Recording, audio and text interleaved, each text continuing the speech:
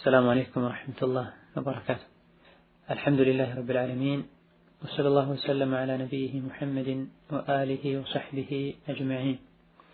أما بعد، يلتسنيو رجب هيا النشرة 135 كفل عند የኡሱል الثلاثة ተምርታችን አላህ Subhanahu Wa Ta'ala በሕክማውና በጥበቡ የሰው ልጆች ካልነበሩበት እቺ ምድር ላይ እንዲገኙ አድርጓል። የሰው ልጆችንም ከሌሎች ከፈጠራቸው ፍጡሮች ሁሉ ለየት የሚያደርጋቸውን አቅል ወይም አእምሮ ሰጥቷቸዋል። ምድር ላይ ለመኖር የሚያስችላቸውን ነገር ሁሉም አሟልቶላቸዋል። ነው በዚህ ምድር ሲኖሩ ለተወሰነ ጊዜ እንደሚኖሩና ለትልቅ ዓላማ እንደመጡም አሳውቋቸው አላህ ለምን እንደፈጠራቸው ከነሱ ምን እንደሚጠበቅ ማወቅ የሚያስችላቸውን መልእክተኛ አልኮላቸዋል። መጽሐፍም አውርዶላቸዋል። ከሰው ልጆች ሁሉ ብልህና አዋቂ ብሎ ማለት ወደዚህች ምድር የመጣለትን ትልቁን ዓላማ አውቆ ተግባራዊ ያደረገ ሰው ነው። ትልቁ ወደዚህች ምድር የመጣንለት ዓላማ ተውሂድ ነው። አላህን Subhanahu Wa Ta'ala በብቸኝነት ማምለክ፣ እሱ የሚወደውን ማወቅና ተግባራዊ ማድረግ፣ የሚጠላውን ማወቅና መጠንቀቅ፣ ለሱ ባሪያ ተገዥ መሆን ነው። ይህ የሚሳካው ደግሞ ባሮችን ከአላህ የሚያስተዋውቁ የሆኑ ነቢዮችን በመላክ ነውና አላህ Subhanahu Wa Ta'ala መልእክተኞችን በየጊዜው ልኳል። የሰው ልጆች በሁለቱም ዓለም ደስተኛ የሚሆኑት ከአኺራ ቅጣት የሚድኑት ነብዩ ሰለላሁ ዐለይሂ ወሰለም ይዘውት የመጡትን ዲን ሲያውቁና ተግባራዊ ሲያደርጉ ነው። የሰው ልጅ ለምን እንደተፈጠረ ካላወቀ፣ አላህ ያላከለትን መልእክተኛ ካልተከተለ፣ ያወረደለትን መጽሐፍ ካልተቀበለ አኺራ ላይ ሊድን አይችልም። ለማንም እዚህ ምድር ላይ ለምንድን ነው የመጣሁት ብለን ራሳችንን መጠየቅና የመጣንለትን ዓላማ አውቀን ከግብ ለማድረስ ደፋ ቀና ልንል ይገባናል። አዱንያ ላይ ለምን እንደተገኘ ያላወቀ ሰው እድሜው በከንቱ ይቃጠላል። አዱንያ ላይ እንደፈለጉ እንደሚኖሩት ከሞት በኋላ እንደፈለጉ መኖር አይቻልም። ልክ ቀብር ላይ እንደተገባ እጅግ በጣም አስፈሪና አስደንጋጭ በሆነ መልኩ መን ረቡከ ማዲኑከ ወመን ነቢዩከ ተብሎ ይጠየቃል። ማነው ጌታ? ሃይማኖትህ ምን ነበረ? ነብይህ ማነው? ተብሎ እያንዳንዱ የሰው ልጅ ይጠየቃል። አዱንያ እየኖረ ሳለ ለምን እንደተፈጠረ ያወቀ ነብዩን የተከተለ ጌታውን መመሪያ ሲያከብር የነበረ አኺራ ላይ በቀላሉ መልስ ይሰጣል። ላኪን አዱንያ ላይ እንደ እንስሳ እንደዚሁ ዝም ብሎ ስሜቱን ሲከተል የቆየና የተፈጠረለትን ዓላማ የተዘናጋ እንደሆነ አኺራ ላይ ጥያቄ በሚቀርብለት ጊዜ ይደናበራል። አላህ Subhanahu Wa Ta'ala ይጠብቀን።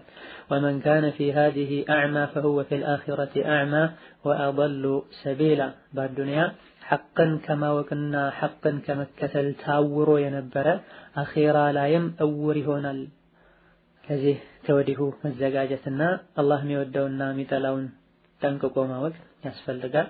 የነብዩ ሰለላሁ ዐለይሂ ወሰለም ኡመት የኡመቶች ሁሉ ምርጥ ነው። ነብዩ ሰለላሁ ዐለይሂ ወሰለም ሐቅን በሙሉ አስተምረው አስተላልፈው ሄደዋል። ነብዩ ያስተላለፉትን ሸሪዓ ደግሞ ዑለሞች ተቀብለው በየሀገራቸው በየዘመናቸው ለኡመታቸው አስተላልፈዋል። ዑለሞች ካስተላለፉት ትምህርት እጅግ በጣም አንገብጋቢና ዋና የሚባለው አቂዳ ነው። የሰው ልጅ አቂዳው እምነቱ ከተስተካከለ ሌሎች ስራዎቹም ይስተካከላሉ። አቂዳው ካልተስተካከለ ሌላው ስራ ሊስተካከል አይችልም፣ ተቀባይነትም ሊያገኝ አይችልም። በተለያየ ዘመን የነበሩ ዑለሞች የተውሂድን ጉዳይ ዳሰዋል። በየክታቦቻቸው የአላህን ብቸኝነት፣ አላህ ሽርክን እንደማይወድ፣ ኩፍርን እንደሚጠላ፣ እምነትን የሚያበላሹ ከዲን የሚያወጡ ነገሮችን ክታቦቻቸው ላይ ዳሰዋል። ሸይኽ አልእስላም ሙሐመድ ኢብኑ አብዱል ወሃብ ረሂመሁላሁ ተዓላ የ12ኛው ክፍለ ዘመን ሙጀድድ የነበሩና እስላምን ያደሱ ሽርክን የተዋጉ ታላቅ ዓለም ሲሆኑ በ1115ኛው የሂጅራ ዓመት የተወለዱ ሲሆን በ1206ኛው ዓመት ሞተዋል። አላህ Subhanahu Wa Ta'ala ይዘንላቸው ቀብራቸውን በረህመት የተሞላ ያድርገው። ይህ ኡሱል ሰላሳ የሚለው ክታባቸው እጅግ በጣም ልዩ በሆነ መልኩ ያቀረቡት ሲሆን ሶስቱ መሰረቶች ማለት ነው ኡሱል ሰላሳ ብሎ ማለት ነው። እነዚህ ሶስት መሰረቶች የሰው ልጅ ቀብር ላይ የሚጠየቃቸው ጥያቄዎች ናቸው። ረቡከ ወማ ዲኑከ ወማ ነቢዩከ። ይሄን ሶስቱን ጉዳዮችን የተለያዩ ዑለሞች ካሁን ቀደም ዳሰዋቸዋል። እሳቸው አዲስ ነገር ፈጥሮ አይደለም ያመጡት፣ ላኪን ለየት ባለ መልኩ ራሱን በቻለ ክታብ አስፍረውታል። ካሁን ቀደም ግን ሌሎች ዑለሞች በተለያዩ ክታቦች የዳሰሱት ጉዳይ ነው። እዚህ ግን አጠር ባለ መልኩ ለሁሉም በሚገባ መልኩ አስቀምጠውታል። ትልልቅ ዑለሞችም ለዚህ ለኡሱል ሰላሳ ክታብ ትኩረት ሰጥተው አስተምረውታል፣ ሐፍዘውታል። ራሳቸው ሌሎች ተማሪዎቻቸውንም አሳፍረዋል። ብዙ ሰው ተጠቅሞበታል፣ ብዙ ሰዎችም ሐፍዘውታል። እነሆ የአቂዳን ጉዳይ የሚዳስስ ክታብ ከመሆኑ አንፃር መልእክቱን በደንብ ልንረዳውና ተግባራዊ ልናደርገው ይገባናል። ሸይኹ ስለ ክታባቸው ሲናገሩ ምን ይላሉ? قررت ثلاثة الأصول توحيد الربوبية وتوحيد الألوهية والولاء والبراء ሶስት መሰረታዊ የሆኑ ጉዳዮችን ዳስሻለሁ ይላል። የአላህን ሱብሓነሁ ወተዓላ ብቸኝነት፣ የአላህን ሀያልነት፣ እንደዚሁ ለአላህ ብሎ መውደድና ለአላህ ብሎ መጥላትን በተመለከተ ዳስሻለሁ። ሐቂቃ ትክክለኛ እስላም ማለትም ይህ ነው ይላሉ። አላህን ሱብሓነሁ ወተዓላ ማወቅ፣ አላህ የሚወደውን ማወቅ፣ የሚጠላውን ማወቅ፣ ለአላህ ብሎ መውደድና ለአላህ ብሎ መጥላት፣ ዒባዳን በሙሉ ለሱ ብቻ ማድረግ እስላም ማለት ይሄ ነው ይላል። ነገር ግን ይህ በማንበብ ብቻ የሚያበቃ አይደለም። የምታነበውን የምትማረውን ነገር ቆም ብለህ አጥነው፣ በተማርከው ነገርም ስራ። ዒልም ማለት ማንበብ ብቻ አይደለም ይላሉ።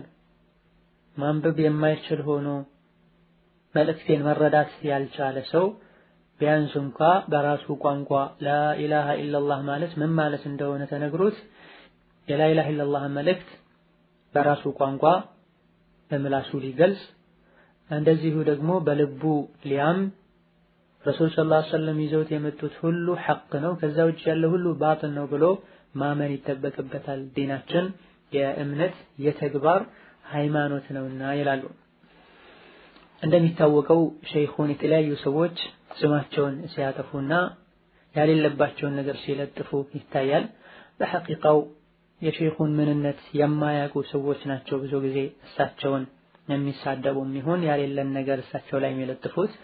ሐቅን የሚፈልግ ሰው አንገቱን ደፍቶ ክታባቸውን ካነበበ ክታቦቻቸው ላይ ከቁርአን ከሐዲስ ከደጋግ ቀደምቶች መንገድ የወጣ አንድንም ነጥብ ማግኘት አይችሉም።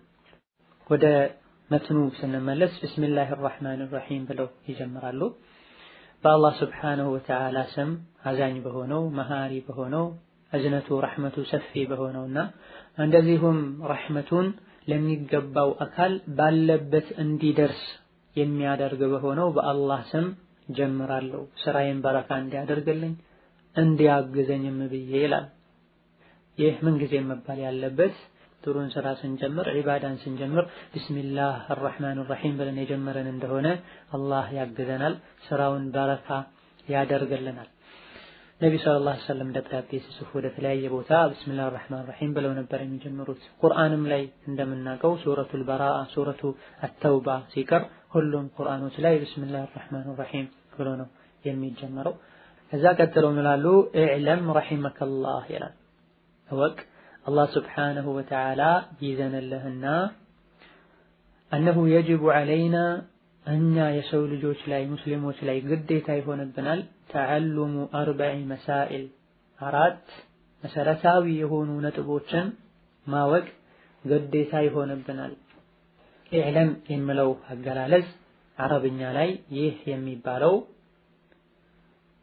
አንገብጋቢ ለሆነ ጉዳይ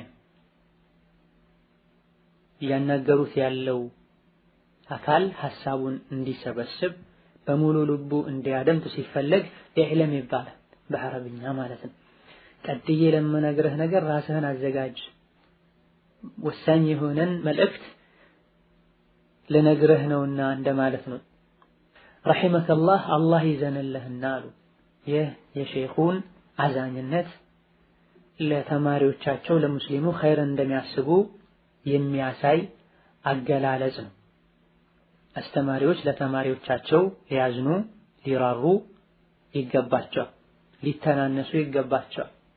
ነቢዩ ሰለላሁ ዐለይሂ ወሰለም አላህ ሲያሞካሻቸው ወለው ኩንተ ፈዘን ገሊዘል ቀልቢ ለንፈዱ ሚን ሐውሊክ ማይቻል ጸባይ ቢኖርህ ልበደረቅ ብትሆን ልበደንዳና ብትሆን ከዙሪያ ሁሉ ይጠፉ ነበር ሰሐቦችህ ላኪን አላህ ሱብሓነሁ ወተዓላ فبما رحمة من الله لنت لهم አላህ በረህመቱ ገርሰው አድርጎሃል ብሏቸዋል። ነብዩ ሰለላሁ ዐለይሂ ወሰለም ለሰሐቦቻቸው ረሂም አዛኝ እንደነበሩት ሁሉ እንደዚህ አስተማሪዎችም ለተማሪዎቻቸው ገር ሊሆኑ ከተማሪዎቻቸው ቅርብ ሊሆኑ ዱዓ ሊያደርጉላቸው ሊመርቋቸው ይገባል። እነሆ ሼኹም እዚህ ጋር ረሂመከላህ አላህ ይዘንልህና ይላል። አላህ ሱብሓነሁ ወተዓላ ለአንድ ሰው አዘነለት ብሎ ማለት ያለፈውን ወንጀሉን ይምረዋል። በቀጣይ ህይወቱም አላህ ሱብሓነሁ ወተዓላ ስኬትን ያድለዋል፣ ከወንጀልም ይጠብቀዋል። ሼኹ ገና ትምህርታቸውን ሲጀምሩ አላህ ይዘንልህና ብለው መጀመራቸው ላንተ ለተማሪው ኸይርን እንደሚመኙ ላንተ እንደሚጨነቁ የሚያሳይ እዘን ረህማ ብሎ ማለት እዝነት ማለት ነው። አላህ ሱብሓነሁ ወተዓላ ካዘነለት አንድ ሰው ያለፈው ወንጀሉን ይሰርዝለታል፣ ቀጣይ ህይወቱንም ደግሞ በስኬት የተሞላ አላህ ሱብሓነሁ ወተዓላ በሚወደው መልኩ የሚኖር ያደርግለታል። ማወቅ ያለብህ ነገር ምንድነው? أنه يجب علينا تعلم 4 مسائل አራት ነጥቦችን ማወቅ ይጠበቅብናል። ዋጅብ ብሎ ማለት ያንዳንዱን ግለሰብ የሚመለከት ነገር ማለት ነው። ወንድም ይሁን ሴት ለአካለ መጠን የደረሰን በሙሉ የሚመለከት ጉዳይ መስራቱ ግዴታ የሚሆንበት ነገር ዋጅብ ይባላል። በኡሱል الفقه ዑለሞች አገላለጽ ዋጅብ ብሎ ማለት የሰራው ሰው አጅር የሚያገኝበት ነይቶ ከሆነ የተወው ሰው ደግሞ የሚቀጣበት እያወቀና ሆን ብሎ ከተወው ማለት ነው። ይህ ነው ዋጅብ። እዘን እኛ ላይ ዋጅብና ግዴታ ይሆንብናል ተዓልሙ 40 መሳኢል አራት ነጥቦችን ማወቅ ግዴታ ይሆንብናል አሉ። ከዛ ሲዘረዝሩ አልዕልሙ ከአራት ነገሮች አንዱ አልዕልም ማወቅ ግዴታ ይሆንብናል አሉ። ዕልም ብሎ ማለት አንድን ነገር ሐቂቃውን እውነታውን ምንነቱን ማወቅ ማለት ነው። በትክክሉ ከቋንቋ አንፃር ነው። وهو እዚህ ጋር የተፈለገው ዕልም ብሎ ማለት ማዕሪፈቱላህ አላህን ሱብሓነሁ ወተዓላ ማወቅ ነው አሉ። ማወቅ መረዳት መማር የእያንዳንዳችን ግዴታ ነው። ከእውቀት ውስጥም እያንዳንዱን ግለሰብ የሚመለከት የእውቀት አይነት አለ። እንደዚሁ ደግሞ የኡማውን የተወሰነውን የኡማውን አካል የሚመለከት እውቀትም አለ። ለዚህ ነው ነብዩ ሰለላሁ ዐለይሂ ወሰለም አነስ ኢብኑ ማሊክ ባስተላለፉት ሐዲስ ጠለቡል ዒልሚ ፈሪደቱን ዐላ ኩሊ ሙስሊም እውቀትን መፈለግ እያንዳንዱ ሙስሊም ላይ ግዴታ ነው ያሉት። ኢማም አሕመድ ረሒመሁላሁ ተዓላ እያንዳንዱ የሰው ልጅ ዲኑን ቀጥ አድርጎ የሚይዝበትን ያክል እውቀት መማር ዋጅብ ይሆንበታል ብለው ሲናገሩ ተማሪዎቻቸው ሚስሉ የተኛው ትምህርት ነው ዋጅብ የሚሆነው ዲንን ቀጥ አድርጎ ለመያዝ መማሩ ግዴታ የሚሆነው የት ሆኖ ተብለው ሲጠየቁ قال الذي لا يسعه جهله صلاته وصيامه ونحو ذلك ሙስሊም ሆኖ እሱን አለማወቁ ነውር የሚሆንበት የተለያየ የዒባዳ አይነቶች አሉና የነሱን አፈጻጸም በተመለከተ በቂ እውቀት ሊኖረው ይገባልና ለምሳሌ እንዴት እንደሚሰግድ እንዴት እንደሚጾም ወዘተ ማወቅ የእያንዳንዱ ግለሰብ ግዴታ ነው ይላል። መማር እንዳለብንም ማወቅ ግዴታችን። መማር እንዳለብን ማወቅ ራሱን የቻለ ነገር ነው። ማወቅ መማር መረዳት ግዴታዬ ነው ብሎ ሲያምን አንድ ሰው ለመማር ጥረት ያደርጋል፣ ይነሳሳል።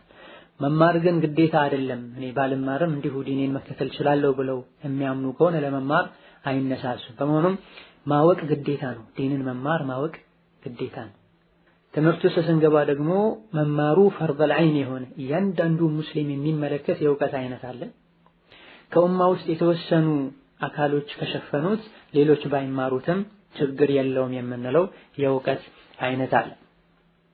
እነሆ ዲናችን ሸሪዓችን የዕልም ዲን ነው። አባት እናቶች ሲያደርጉ አየሁኝ ተብሎ የሚደረግ ነገር የለም። በሸሪዓችን በማስረጃ ነው፣ በደሊል ነው ልንጓዝ የሚገባ። እንዲሁ አባት እናቶቻችንን አይተን ከሆነ ዲን ውስጥ የገባ ነው ወይም ደግሞ የአባት እናቴ ዲን ነው ብለን ከሆነ የገባ ነው አዳዲስ ነገሮች በመጡ ቁጥር ሁሉ ዲናችን ላይ መጽናት አንችልም። ጥርጣሬ ውስጣችን ላይ ይፈጠራል። የተለያዩ ብዥታዎች ያጠቁናል። የፊትና ጎርፎች በመጡ ቁጥር ሁሉ ይዘውን ሊሄዱ ይችላል። ለዚህ ነው ሙአሊፉ ረሂመሁላህ ተዓላ ኢንታብ የዘጋጁት ሰው በሌላኛው ክታባቸው ይላሉ ኢነ ጠለበል ዒልሚ ፈሪዳ ወኢነሁ ሽፋዑን ሊልቁሉቢል መሪዳ። እውቀትን መማር እውቀትን መፈለግ ፈርድ ነው፣ ዋጅብ ነው፣ ግዴታ ነው። በጅህልና ምክንያት ለታመሙ ልቦችም ፈውስ ነው፣ መድኃኒት ነው። የሰው ልጆች ጊዜያቸውን ሊሰጡት ከሚገቡ ነገሮች አንዱ ነው።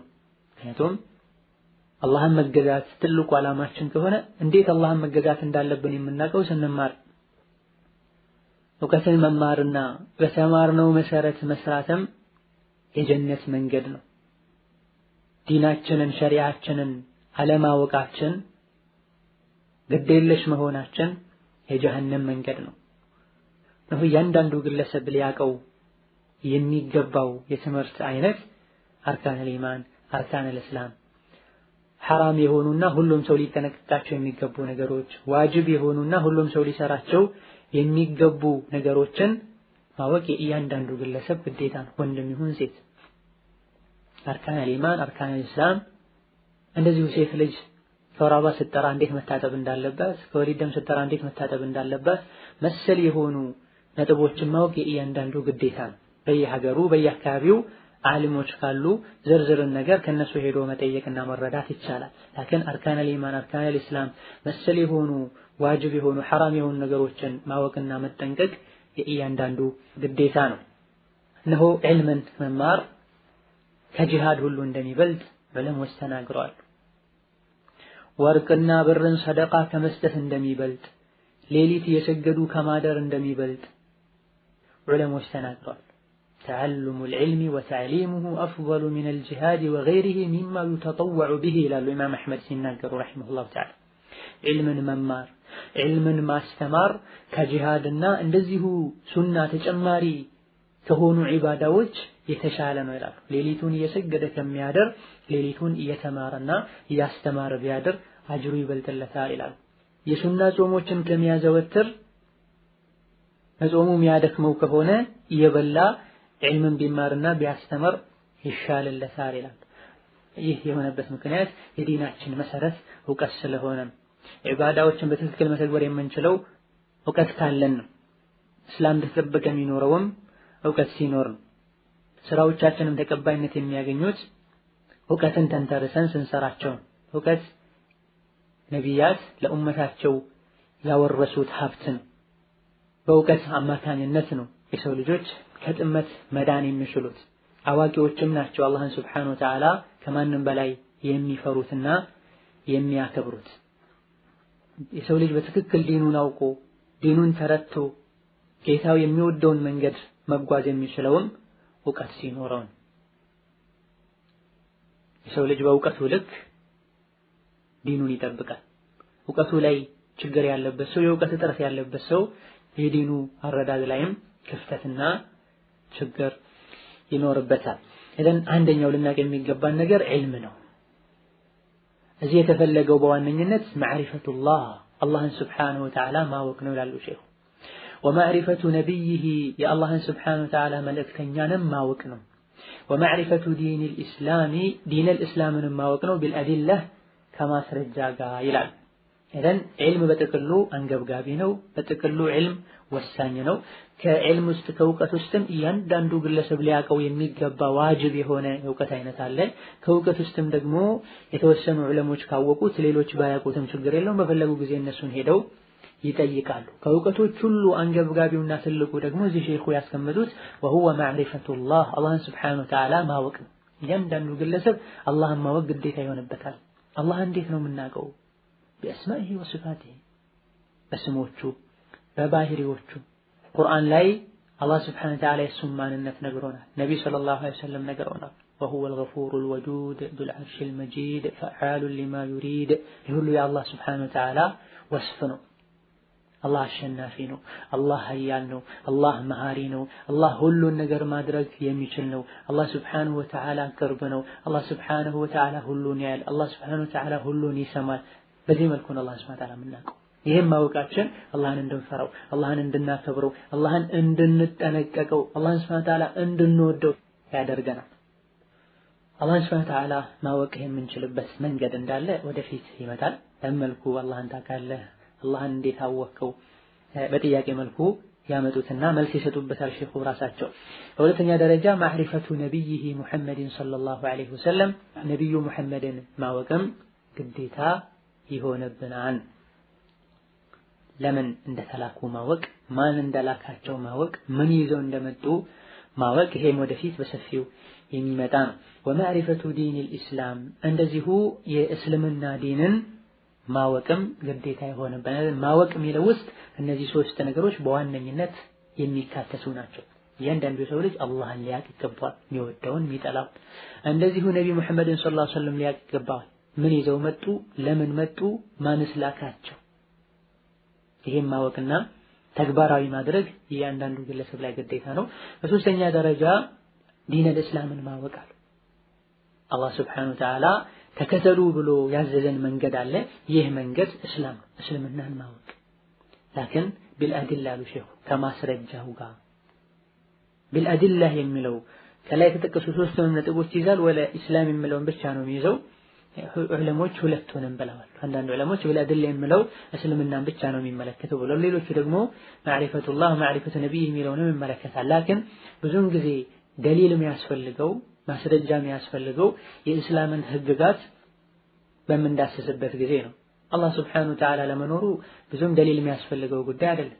ነቢ መሐመድ ሰለላሁ ዐለይሂ ወሰለም ለመላካቸውም ብዙ ደሊሎች የሚያስፈልጉት ጉዳይ አይደለም። ግልጽ ነው፣ ዋضح ነው፣ የሚታወቅ ጉዳይ ነው። ሰፊ ደሊል የሚያስፈልገው ማስረጃ የሚያስፈልገው የእስላምን ህግጋት በተመለከተ። ስለዚህ ምን አሉ ሼኹ ቢልአድላ ዲነል እስላምን ማወቅ የዲን እስላምን ህግጋት ማወቅ ከማስረጃ ጋር። እንዲሁ ዲነል እስላም የአባቴ ሃይማኖት ስለሆነ ብቻ ብሎ መከተሉ በቂና አስፈላጊ አይደለም ነው። ደሊል ብሎ ማለት የተናገሩትን ንግግር ማረጋገጫ ማለት ነው። ደሊል የሚቀርበው ወይም ከቁርአን ነው ወይም ከሐዲስ ነው ወይም ከኢጅማዕ ከዑለሞች ስምምነት ወይም ደግሞ ከቅያስ። ቁርአን ላይ ደሊል ካሌለው የሐዲስ ደሊል ካሌለው ደጋግ ቀደምቶች ዑለሞች ካልተስማሙበት ከተነሳው ነጥብ ጋር የሚመሳሰል ጉዳይ ቁርአን ላይ ሐዲስ ላይ ተጠቅሶ ይህ ከዛ ጋር ስለሚመሳሰል ቅያስ ይደረጋል። ሸርጡን ያሟላ ቅያስ ሆኖ ይሄም ደሊል ሊሆን ይችላል። ወይላ አባት እናቴ ሲያደርጉ አየሁት እገሌ ሲያደርግ አየሁኝ ተብሎ ደሊል አይደረግም በሸሪዓችን። ቢልአድላህ ብለው መገደባቸው ለዲናችን ተቅሊድ የለም ማለት ነው። መሰረታዊ የሆኑ ነጥቦች ላይ የአቂዳ ጉዳይ ላይ እምነት ነክ ጉዳዮች ላይ ተቅሊድ አይደረግም። አላህ ሱብሓነሁ ወተዓላ ቁርአን ላይ ነቢ ሰለላሁ ዐለይሂ ወሰለም ሐዲታቸው ላይ የነገሩንን ደሊል ይዘን ልንጓዝ ይገባል እንጂ ደሊል ሳይኖረን አባት እናቶቼ ሲያደርጉ የሀገሮቼ ሰዎች ሲያደርጉ አየን ማለት አንችልም። ላኪን የፍቅህ ጉዳይ ላይ ከሆነ ጀማሪ የሆነ ተማሪ ሼኹ ያለውን ተከትሎ ሊሄድ ይችላል። ይህ የፍቅህ ጉዳይ ላይ ነው። ላኪን እውቀት ያለው ሰው ብቃት ያለው ሰው ሼኹ ያለውን አስተማሪ ያለውን ክታቡን የጻፈው ሰው ያለውን ሳይሆን ይሄን ከምን ተነስቶ ነው ይሄን ያለው ደሊሉ ምንድነው ብሎ መጠየቅ ወጅበታል። ላኪን የአቂዳ ጉዳይ ላይ የትኛውንም ሰው ተከትሎ መሄድ አይቻልም። የግድ ደሊል ሊኖር ይገባል ማለት ነው። የሰው ልጅ ደሊል ካሌለው እውቀት ካሌለው ወዴት ይጓዛል? አላህ ሱብሓነሁ ወተዓላ ምን እንደሚወድ አላህ ምን እንደሚጠላ አላህ ለምን እንደፈጠረን አለማወቅ ከባድ ወንጀል ነው። ያለ እውቀት ስራ መስራትና ያለ እውቀት መጓዝ አላህ ቁርአን ላይ እንደነገረን የነሳራዎች መለያ ነው ወይም ክርስቲያኖች መለያ ነው። እያወቁ መጥመም እያወቁ ማጥፋት ደግሞ የአይሁዶች መለያ ነው። ነው ሙስሊም ሆኖ ያለ እውቀት የሚጓዝ ከሆነ ከክርስቲያኖች ጋር ተመሳስሏል። እውቀት ያለው የሚጠምና ከአላህ ጋር የሚጋጭ ከሆነ ደግሞ ከአይሁዶች ጋር ተመሳስሏል። አላህ ሱብሓነሁ ወተዓላ ከነዚህ ከሁለቱ በሽታዎች እንዲጠብቀን በየሶላታችን እንድንጠይቀው አላህ አዞናል። በሰገደን ቁጥር ኢህዲነ ሲራጠል ሙስተቂም ቀናውን መንገድ ምራን፣ ሲራጠል ለዚነ አንዐምተ ዐለይሂም አንተ ወለታህን የዋልክላቸው የነቢዮችን የሳሊሖችን መንገድ ምራን፣ ገይሪል መግዱቢ ዐለይሂም ወለዷሊን አንተ የተቆጣሃቸው እንደዚሁ የጠመሙ ሰዎችን መንገድ አትምራን ብለን እንጠይቀዋለን። መግዱብ ዐለይሂም አይሁዶች ናቸው ያወቁ ስለሚያጠፉ እውቀት ኖሮት በእውቀቱ ማይጠቀም እያወቀ የሚያጠፋም እዚህ ውስጥ ይገባል ይላሉ ኢብኑ ተይሚያና ሌሎችም ከሳቸው ፊት ያሉ ዑለሞች። ወለዳሊን ደግሞ ነሳራዎች ናቸው እንዲሁ ያለ እውቀት በጭፍን የሚጓዙ እውቀት ሳይኖረው ማስረጃ ሳይኖረው በዲናችን ያሌለን ነገር የሚሰራም እዚህ ውስጥ ይካተታል ይላሉ። አላህ ሱብሓነሁ ወተዓላ እሱ የመረጣቸው የሆኑ የነቢዮችን የሷሊሖችን መንገድ ይምራን። ይኸው የዛሬ ደርሳችን በዚህ ያበቃል። ኢንሻአላህ በቀጣይ ደርስ ማወቁ ግዴታ የሚሆነውን ሁለተኛውን ነጥብ ለማየት እንሞክራለን። ወቢላሂ ተውፊቅ። ሰላም አለይኩም ወራህመቱላሂ ወበረካቱ።